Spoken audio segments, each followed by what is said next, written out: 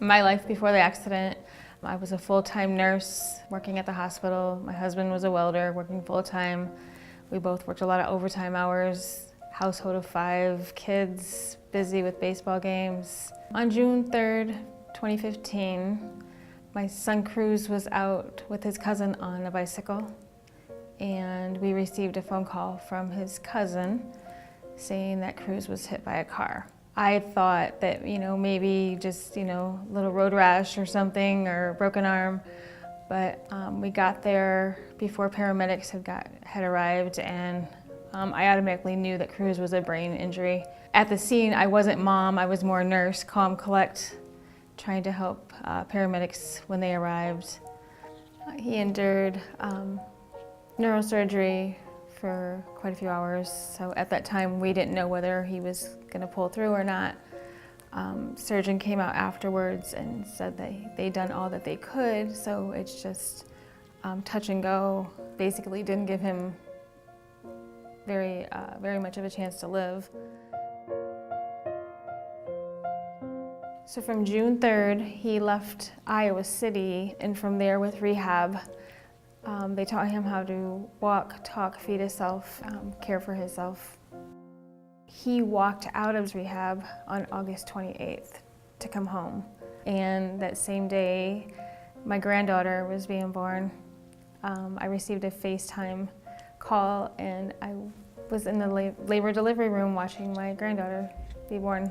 After Cruz came home, our life was chaotic, and there was a mixture of emotions.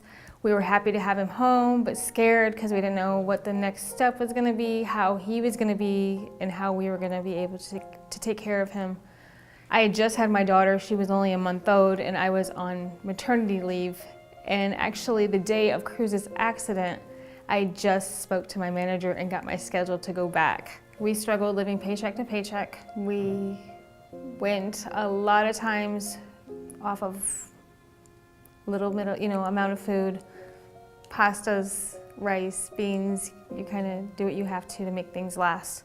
I had a neighbor then tell me about River Bend Foodbank, which I never even heard of before, and I was reluctant to come and check it out. But he constantly insisted. He used to bring us over boxes of cereal and stuff and said, these are things that I get when I go, and these are things I don't use, and I would rather have you guys use them. I am not a receiver, I am a giver.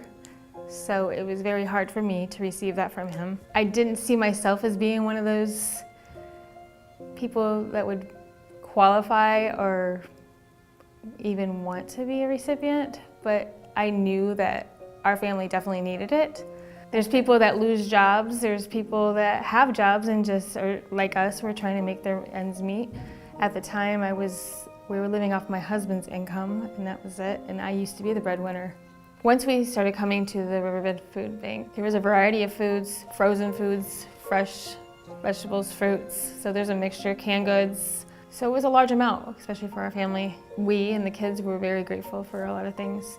Whatever we couldn't use, we could give to somebody else that could. So our family depended on River Bend Foodbank for about 5 months until we were able to get back on our feet. Without River Bend Foodbank, I don't know what our family would have done.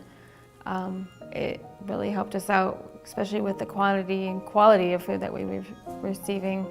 I'm working full-time, my husband's working full-time. He's working 7 days a week.